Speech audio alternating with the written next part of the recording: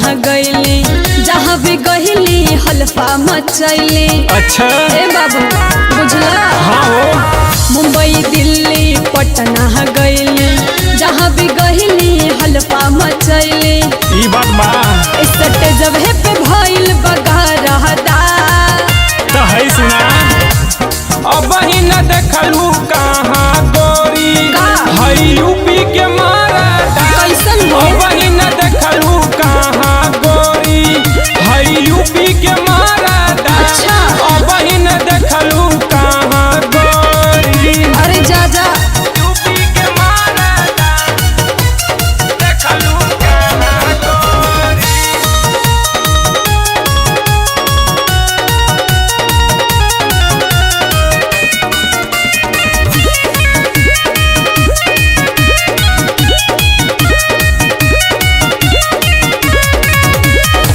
दूधियो खाके अभी दहिया बनावा, उड़ जाइबा लहंगा के लागी जे हवा।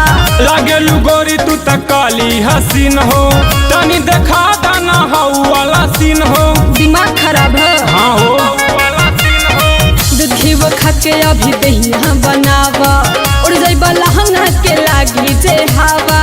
लागेलू गोरी तू त काली हसीन हो, तनी देखा दाना हाउ वाला सीन हो। पूरा पैबा न बबुआ सारा धा। तो है सुना। अब ही न देखलू कहाँ गोरी है यूपी के मारा। अब ही न देखलू कहाँ गोरी है यूपी के मारा। अब ही न देखलू कहाँ गोरी यूपी के मारा। देखलू कहाँ गोरी।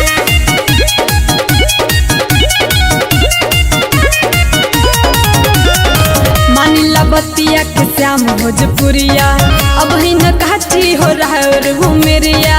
मनु के अपन बनाला हो राजा, खाए के मिली हो मालपुआ ताजा। ना खाए के बा मालपुआ। काहे हो?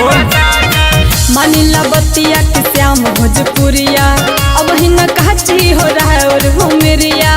मनु के अपन बनाला हो राजा, खाए के मिली हो मालपुआ ताजा। नशा बाटे जवानी जस झरहदा। तो कुछ देव रे। अब ही न देखलू कहाँ गोरी है यूपी के माँ।